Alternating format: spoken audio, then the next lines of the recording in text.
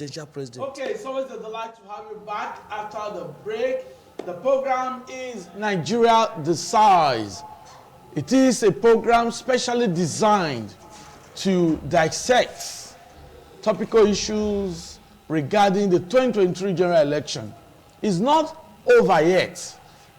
The presidential and National Assembly election conducted on the 25th of February, the results of the presidential election, the results of some of the National Assembly election, we have them, and Bola Ahmed Tinubu has emerged winner of the presidential election, is now president-elect of Nigeria. But just joining me, we have very distinguished personalities with us today. We have a popular face on the program, Reverend David Ugolo, a civil rights activist. Nice to have you with us today. Thank you, sir. We also have with us a very reputable legal practitioner and analyst and a popular face on the program as well, Barrister Alakwe Umbanefo. Nice to have you with us today. Thank you very much. And we also have with us Idris Zekeri, a public affairs analyst. Nice to have you with us. Thank you for having me. Yes, I know you are not disappointed. The youths pulled a surprise this time around. And because it is believed that Labour Party, the propelling force, the youths, are behind the success recorded by the Labour Party. Do you agree with that, Zekeri? Absolutely. I'm a little disappointed, but as I have been trained to be, when you see any process, you take the positives from it. My disappointment stems from the fact that INEC shifted the goalpost at the middle of the match, largely because they did not transmit results from polling units. But we have gone past that. We have gone past that now. The results have been announced, and as a young person, as a youth, and as somebody who openly, even on this platform, supported the Labour Party, I don't think there is anything to be ashamed of. I'm absolutely proud of myself and, of course, of Nigerian youth. We have made a point, and then we have stated it very clearly. Never again are youth going to be taken for granted, and the thinking and the wishes of aspirations of young people be seen as youthful exuberance. We've shown that we can do it. We won in the major population areas. We won in Lagos. We won in Abuja. And you cannot say we lost in Kano, because the party that won in Kano is our younger partner in the progressive movement. So largely, I think there is a lot of positive to take away from this. You forgot Edo? I will come to Edo. Edo, we completely upturned the apple cart. So largely, I think as a Labour Party supporter and as young people, there is a lot to be proud of. Okay. However, I think that this might not be entirely encouraging for the younger population. INEC should always stick by its words, should continue to, if you have said you will do things in a certain way, in a particular way, this is a digital generation. Videos have started flooding of when INEC chairman insisted on national TV that results will be transmitted electronically. Only for us to go back to the 2003, I'm being specific now, style of manual computation of results. I am a patriotic Nigerian. The Constitution insists that whoever emerges from an electoral process should have the loyalty of citizens. The president-elect has my absolute loyalty, but the process must be looked into, and I believe that as part of our political evolution going forward, we will not have repeat of this kind of processes. Once we have agreed on the rules, on the ground rules, we should follow it to the logical conclusion. Thank you very much. Idris Zekeri, a public affairs analyst. We just get the opening remarks of Barrister Umbanefo.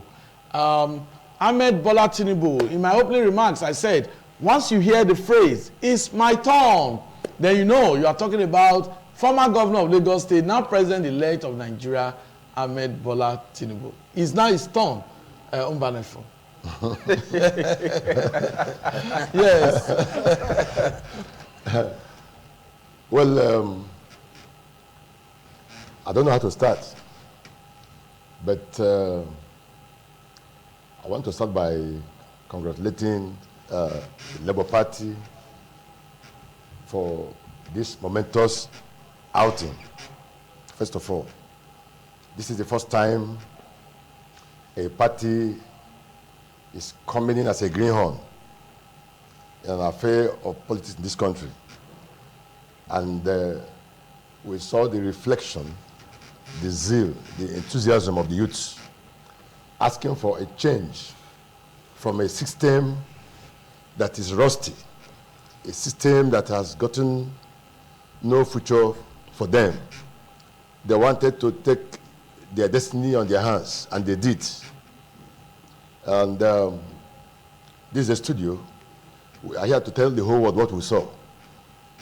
Unfortunately, the umpire, INEC, failed, refused, neglected to comply with the laws, the Electoral Act. The law is very clear.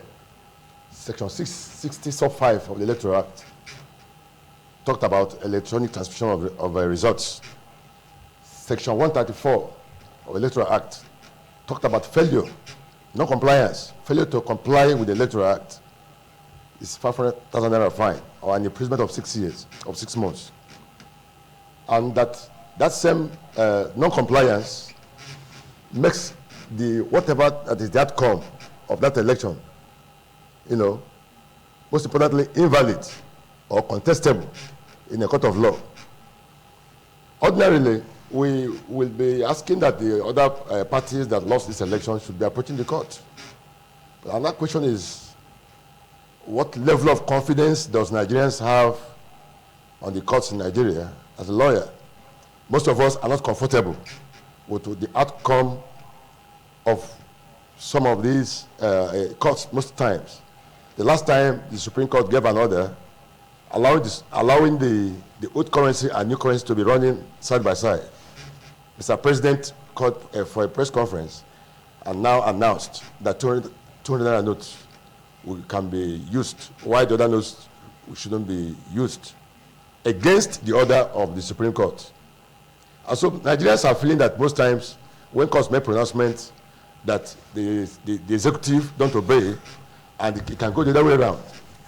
And so it's not good for the judiciary at all.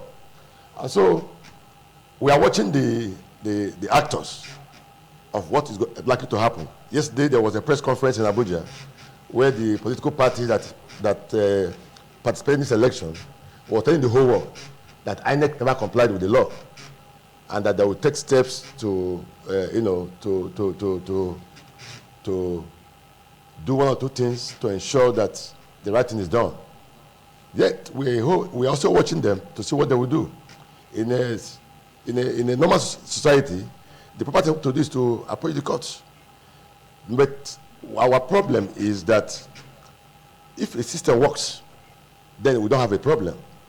The INEC chairman has not explained why they have to tow the line of manual transmission results instead of electronic transmission results. Like my friend said, the whole Nigerians was assured that this election will be done through beavers, and that beavers will transmit results from the polling units to the INEC server. And as we speak, despite the objections raised by parties in the coalition center, the INEC chairman pretended as if what they were saying was not in order. And so the youth have spoken. But what we are saying is that, all Nigerians are talking about is equity, justice, and fair play. Thank you. Has INEC done all this? Thank you, Banafo. Yes. We'll come back to you. That's your opening remark, and you have just expressed your reservations regarding the conduct of the 2023 general election.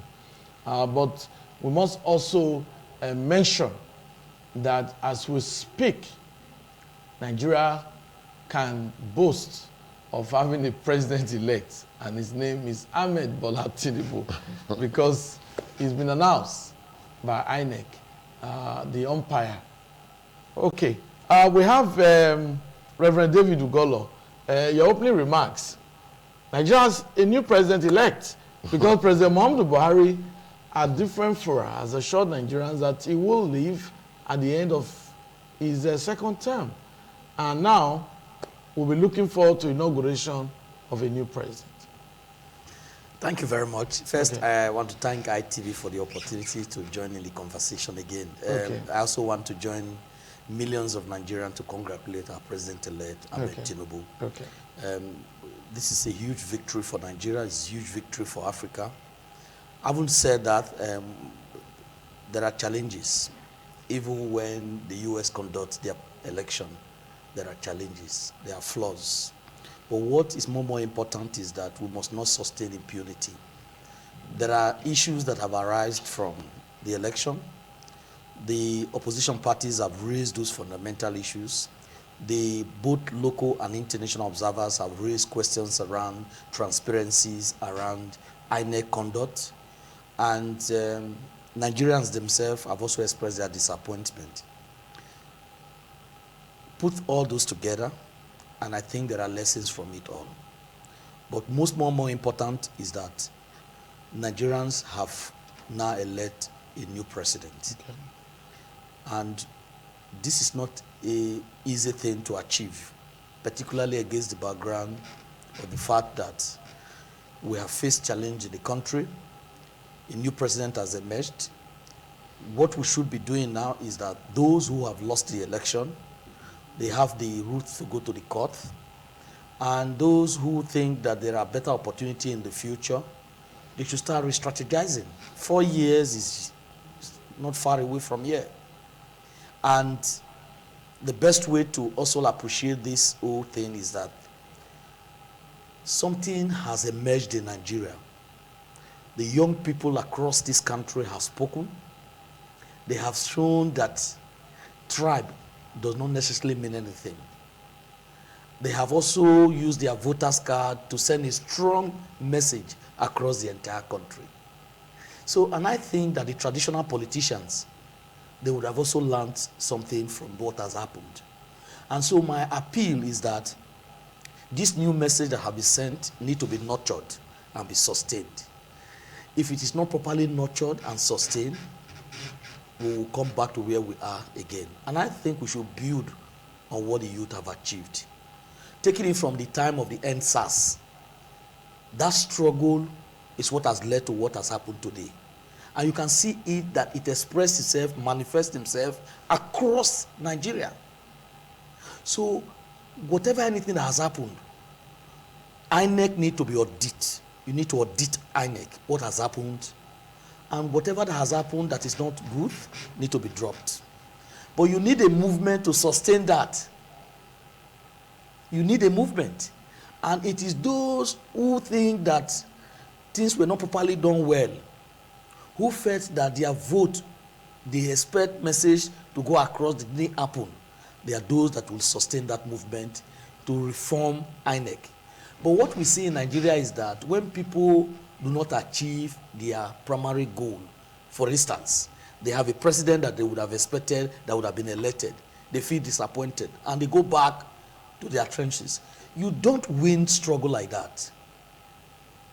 To achieve your long-term political goal is a long-term struggle. It's not a one-year thing. It's not a 6-month thing. You have your both short-term and long-term strategy. And for my message to the youth across the country, they should never be disappointed.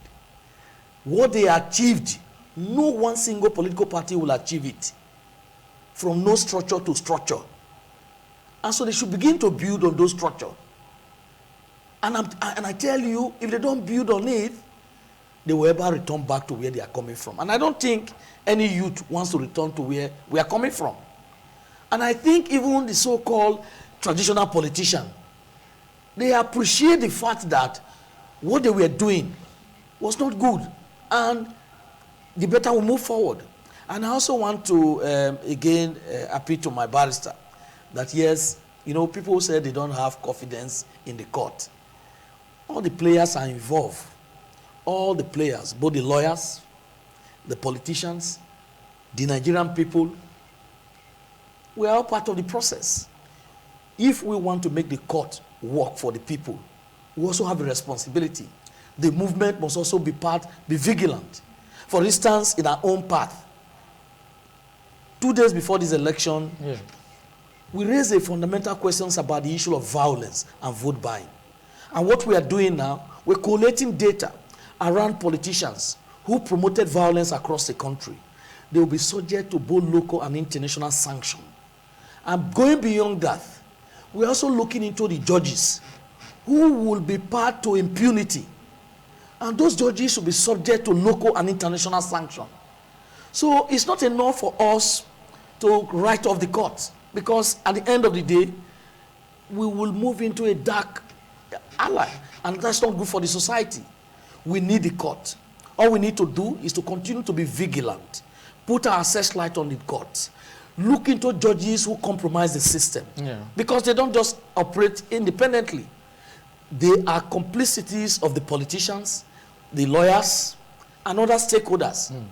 But if we need a better court system, a better rule of law in the country, we all have responsibility. Thank you very much, Reverend David Ugolo, for your opening remarks. Don't forget, we are looking at the 2023 election and matters arising from it. Like we said, 4 a.m. today, Professor Mahmood Yakubu announced the results of the presidential election, and Ahmed Bola Tinubu of the APC polled 8,794,726 votes to defeat Atiku Abubakar of the PDP, who polled 6,984,520 votes, while Peter Obi of the Labour Party polled 6,101,533 votes. And Ahmed Bola Tinubu was announced president-elect of Nigeria. Well, Idris Zekeri, now, looking at the performance of the different political parties, the APC is the ruling party. But let's look at, it's like you have a champion, and you have opponents that want to unseat a champion, unsettle a champion.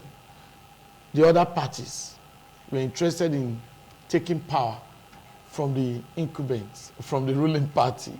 Talking about the PDP, Atiku Abubakar made his sixth attempt and failed.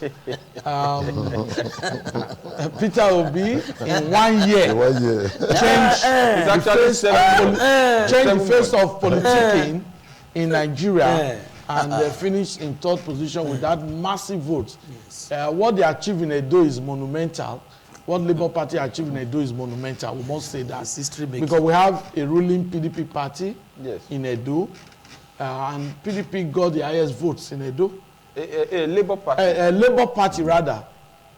You want to change Labour Party got the highest votes in Edo. So they changed the face of politicking. But my question is that for the PDP, some persons believe that the problem, the internal crisis within the PDP affected the prospect of the party in the just concluded election. For instance, there was the issue of the G5. Yes.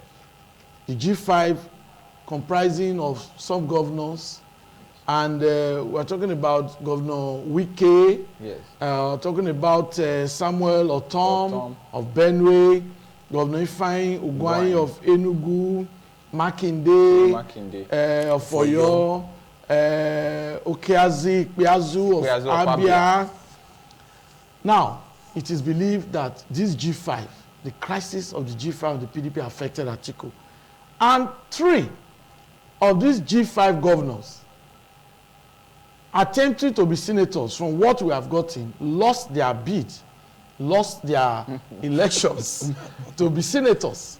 So we agree that, yes, the conduct of the election had its pitfalls, especially that of the beavers. Yes, the beavers. Yes, but if governors can lose senatorial ambition in an election, we even understand that an Okada rider won House of Representative election in Kaduna.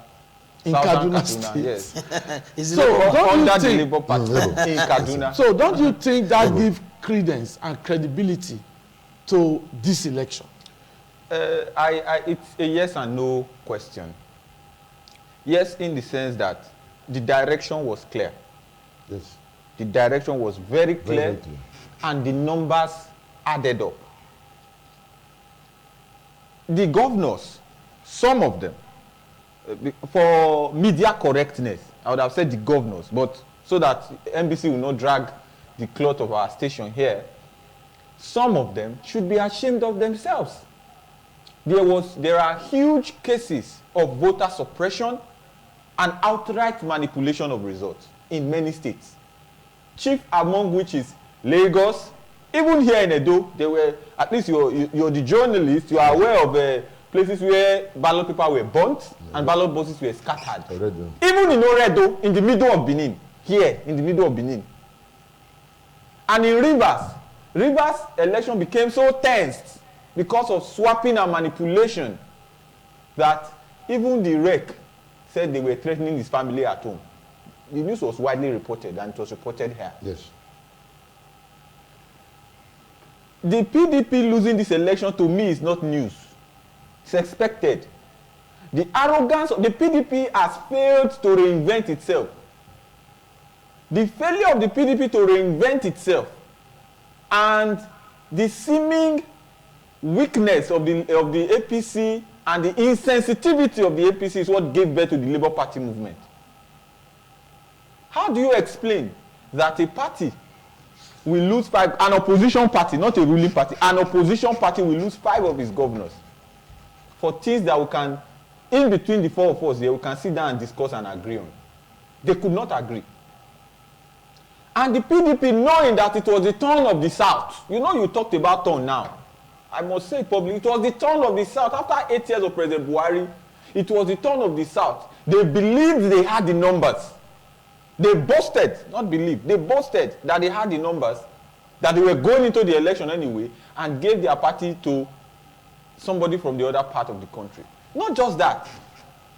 If you look at the PDP, at the end of the 2019 election, the presidential candidate of the PDP left Nigeria, went to Dubai, and spent 2 years there. This is public knowledge, so I'm not making it up.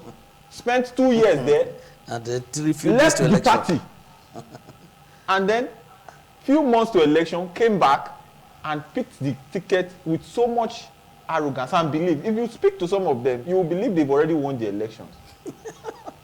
So it was a wake-up call to them. It was a rude awakening. They've not seen anything.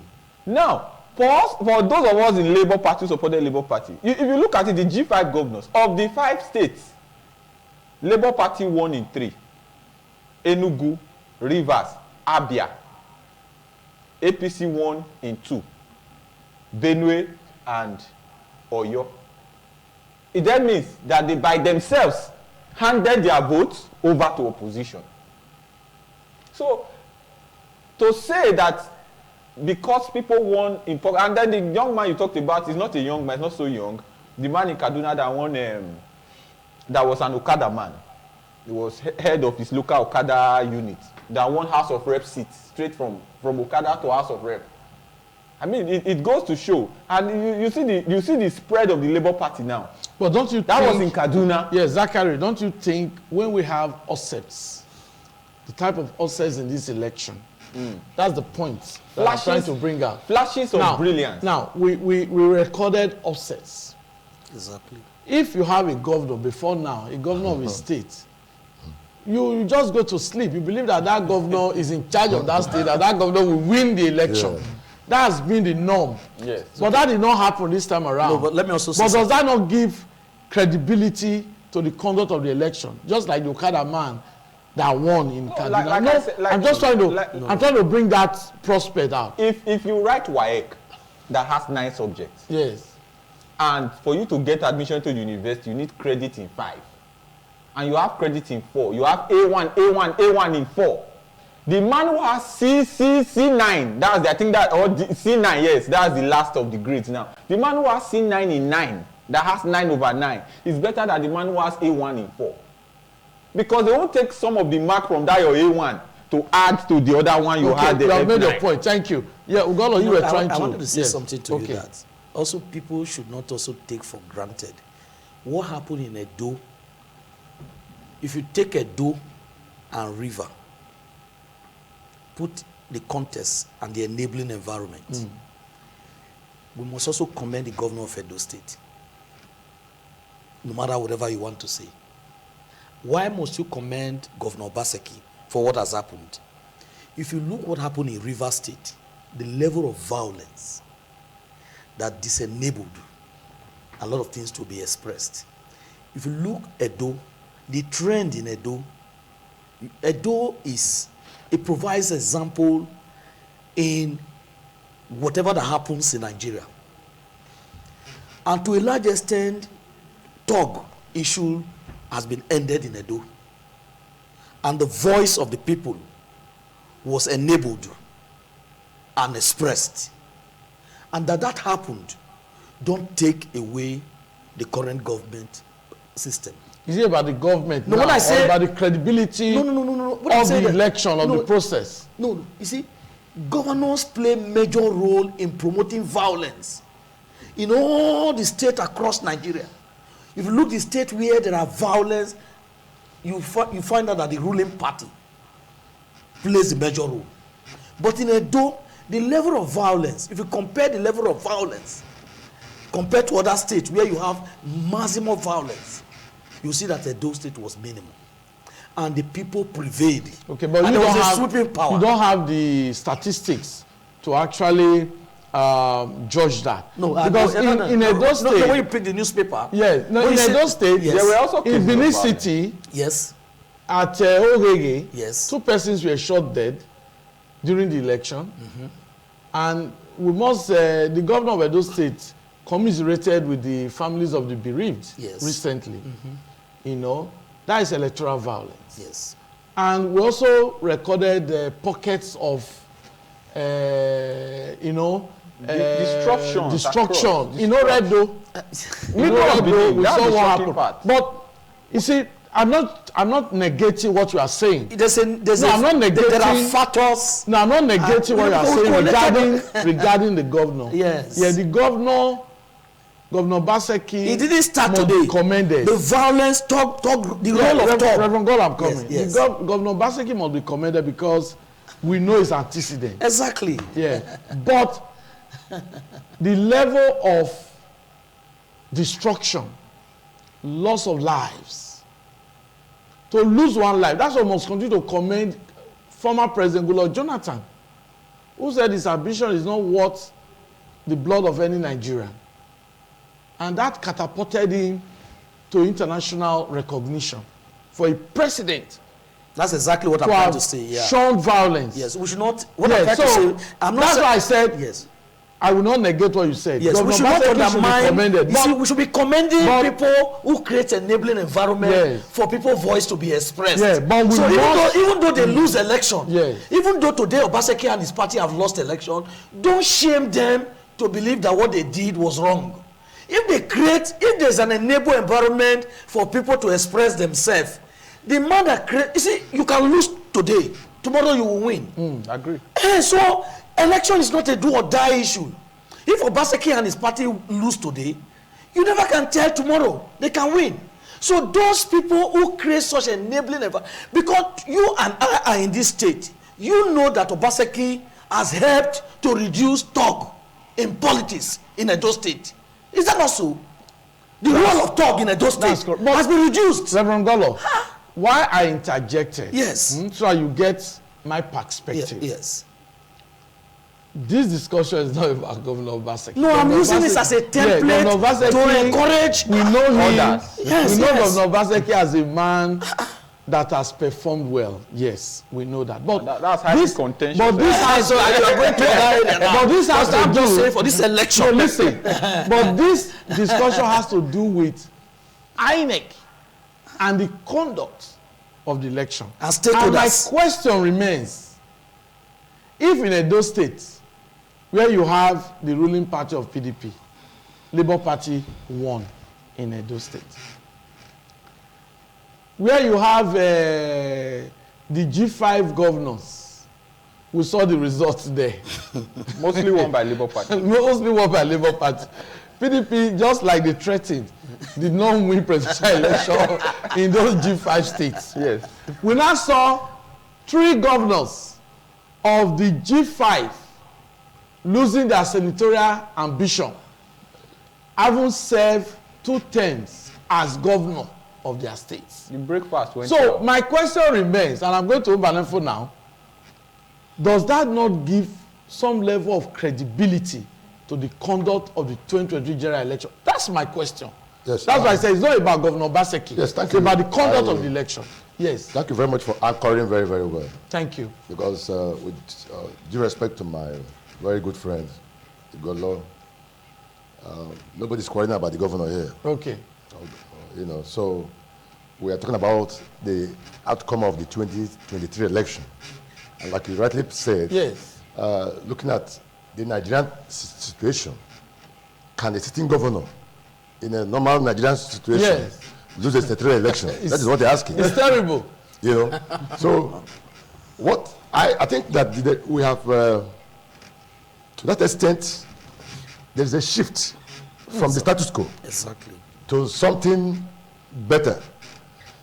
And like Igolo said, this struggle had just begun. I need to be sustained as time goes on. This election is quite unprecedented. This type of thing have never happened in this country before. At all. For a sitting governor to lose a senatorial seat.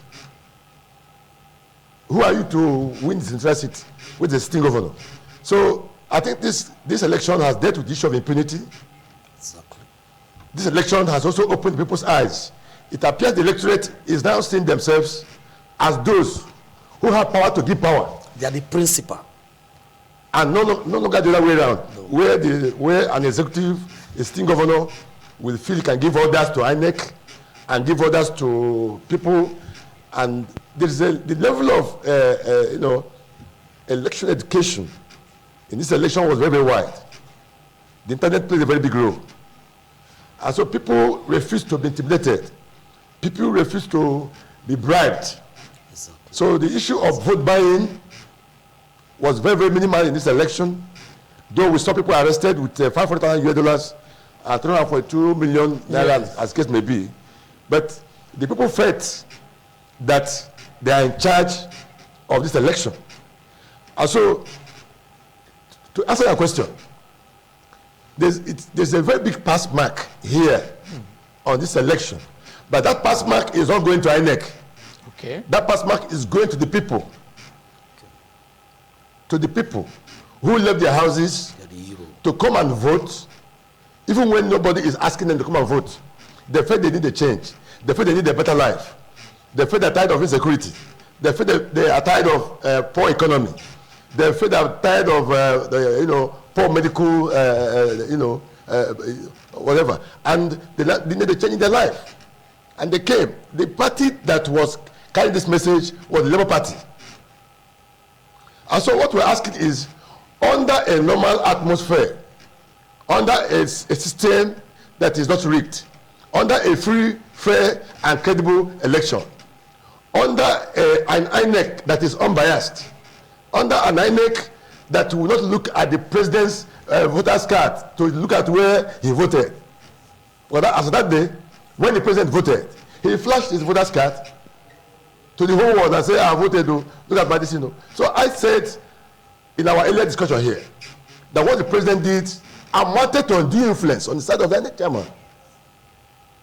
The system says, go to the cubicle, thumbprint, fold your this thing, and drop it. The president has no business with flashing his the whole thing, because the relationship between the INEC chairman and that of the president is that of a master-servant relationship.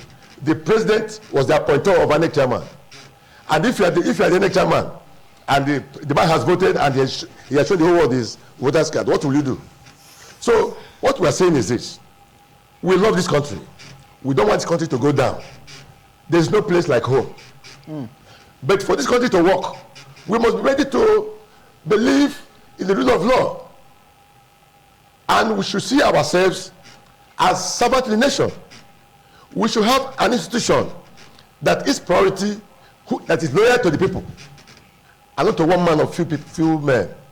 The people have spoken. But what we're saying is that, does the election result, was it a true reflection of what people voted?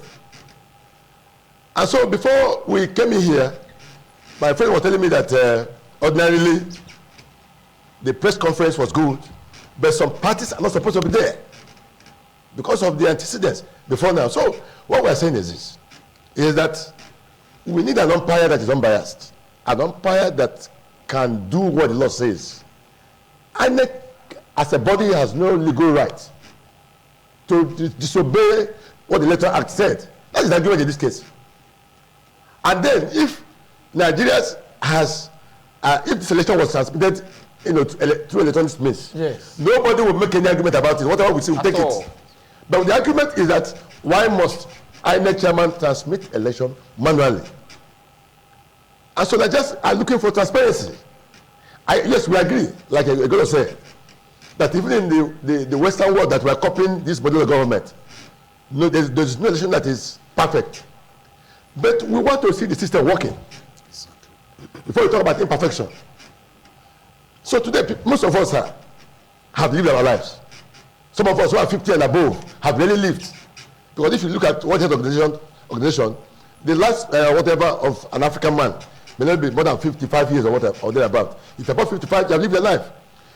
The problem we are having is these children that go to school every morning with biscuit and Indomie and Bonvita every day. What kind of country are we handing over to them? I think we need to do a bigger and a better electoral education in the northern Nigeria. The challenge we're having in this country is the North. The North has had power for a very long time, but they have not done so much to educate their people. Those children, out of school children, which Obi was talking about, need to return back to the classroom.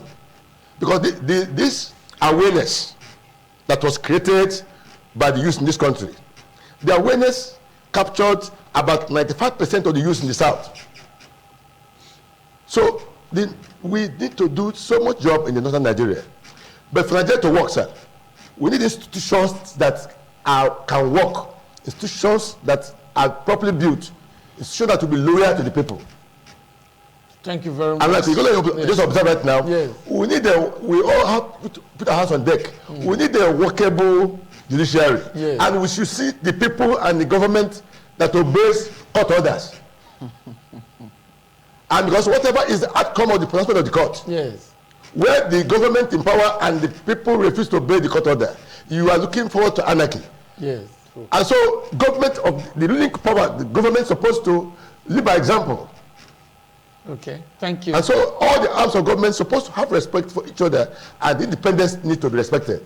Okay, thank you. I'll ask David Ugolo this question before Idris Zakari will make his comments.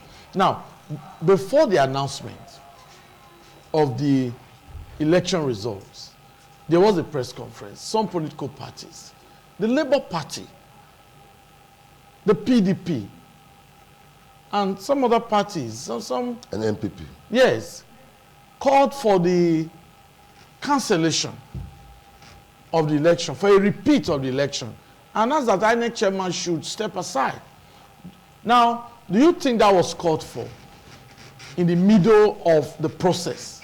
Yes. Take for instance, it was PDP that was leading, because they have all got their intelligence reports. It would have been the other way around. It would have been APC calling for cancellation. It's not unusual to see losers going to call for press conference, particularly when you also look at the history of the political party. But what was surprising was, for me, and this is my own personal opinion, was seeing the Labour Party partnering with PDP in a press conference. For me, what the Labour Party have done was undermining the voice of the youth who have spoken in this country.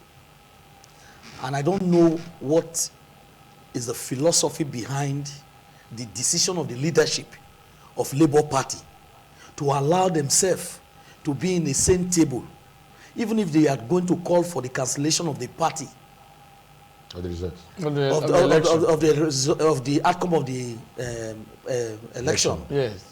But sitting down with a political party that the people that voted will be across this country are saying no to, I think they should go back and reflect on the damage that has done to that political movement. Okay. And let me also say that Yes. there's nothing wrong.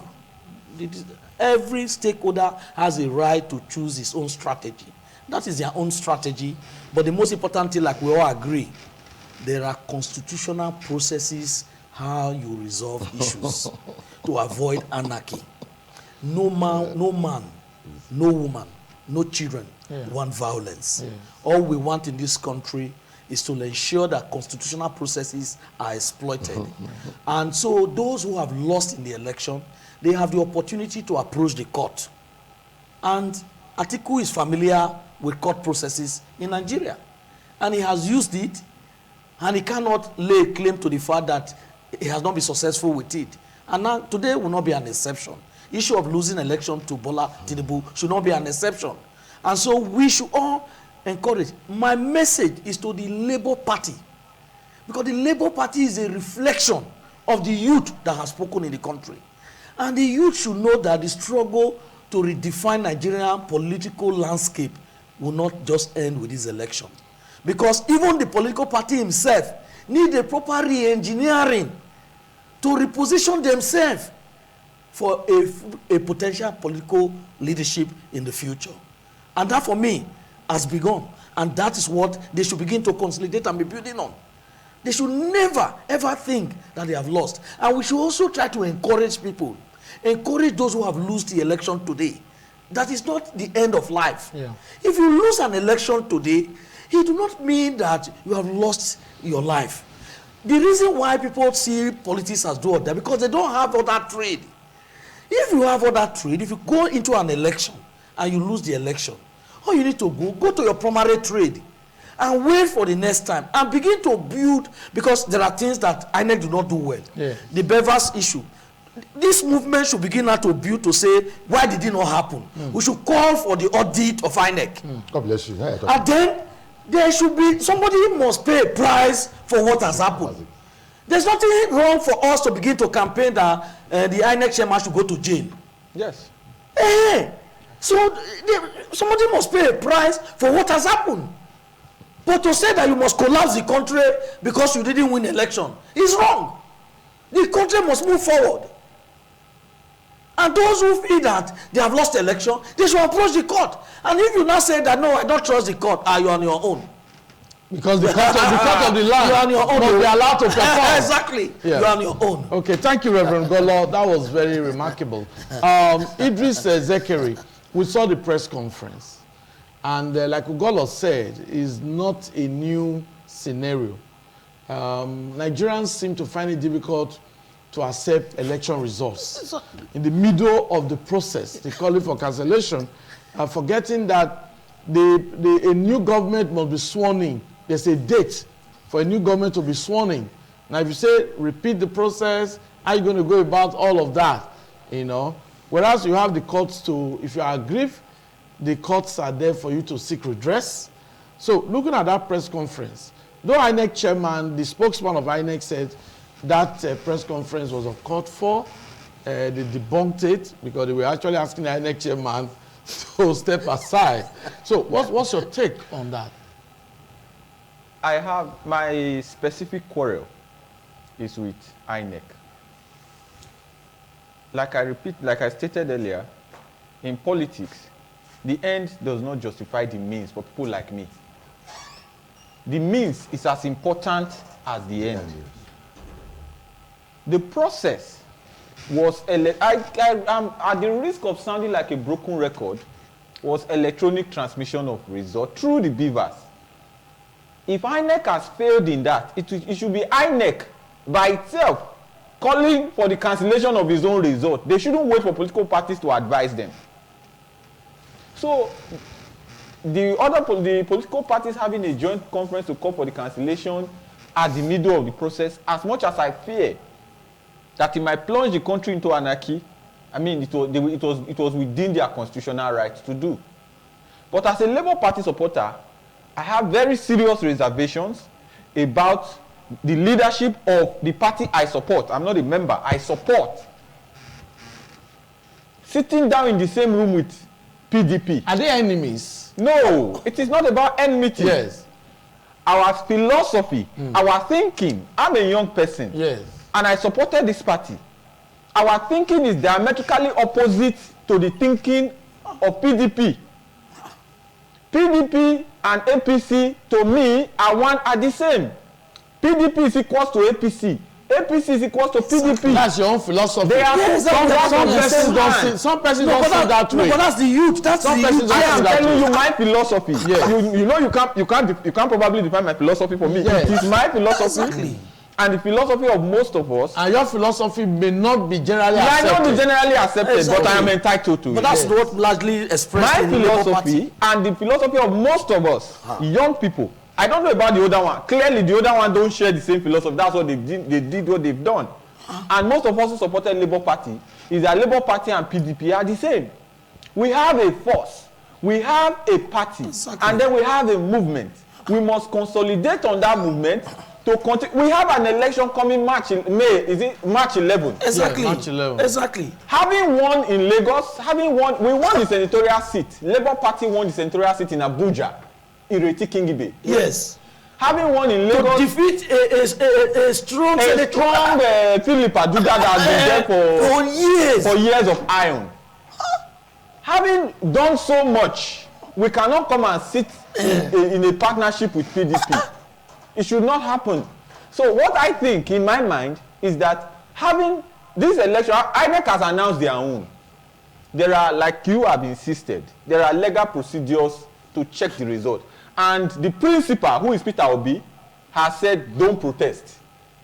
Mentioned it at the airport. So for some of us, we are patient.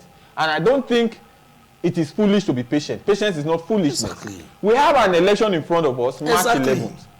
We must recalibrate and go into that election and win at least Exactly. 5 to 15 governors. If we have 15 governors, what happened to Labour Party in this election is that whereas we had the political numbers, the votes, Yes. we didn't have a means to protect it. Exactly. In some places, you see PDP agent, you see APC agent, but there was no Labour agent.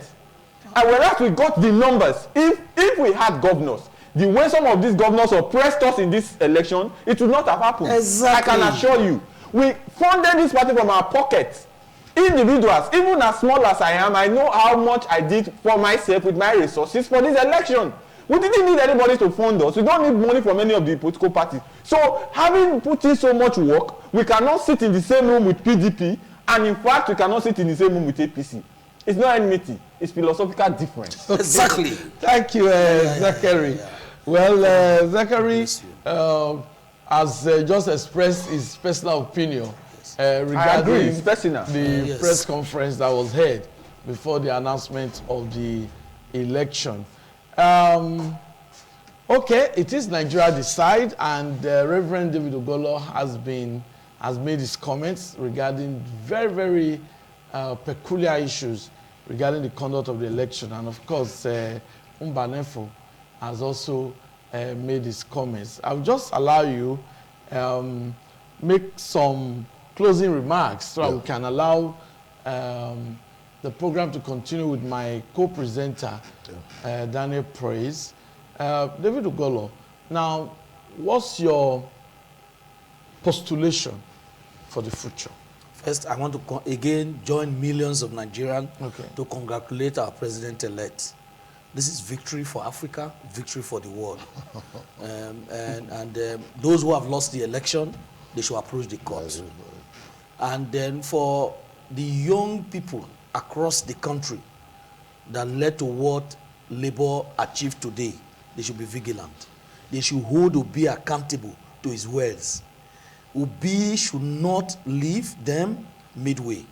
He should sustain the struggle and ensure that the next few weeks election, they should be vigilant. Thank you. All the members that are also contesting under Labour Party, they should try to go out and mobilize, because they have to deepen this struggle. Thank you very much. Closing remark, a quick one, Yes. Banafo. I'll quickly chip in that I have nothing against the press conference yesterday in Abuja. Okay.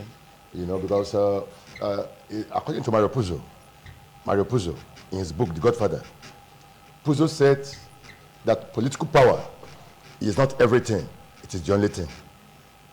Political power is not everything, it is the only thing. Mario Puzo, Yes. in his book, The Godfather. Yes. Now, if you also look at the history of Nigeria, no Supreme Court of Nigeria have never cancelled any presidential election. They have never ruled against any presidential election. And so, the moment you are declared the winner by INEC, there's the possibility that you are going to become the president of this country. And so at the point they were calling for cancellation of that result. Yes. Their own mindset is that they want to stop the INEC chairman from making any pronouncement. And there's nothing wrong in cancelling that election, because what is important is not that somebody has been elected. What is important is whether people's wishes have translated to something reality. There is no need of having a woman pregnant for 9 months, and at the end of the day, she loses that child in the labor room. And of course, I don't know if you come across the book written by Bolaji Abdullahi. Yeah, but someone, please, I have to interject here because of time. Okay. Yeah, because of time. So, we're going to... in all and all, yes, there is need for we to strengthen our system. In this election, we were disappointed by INEC. Like Igolo said, let us see what pronouncement of the court will be on a law that INEC refused to comply with. Thank you. Well, let me thank my guests. Zachary, thank you very much.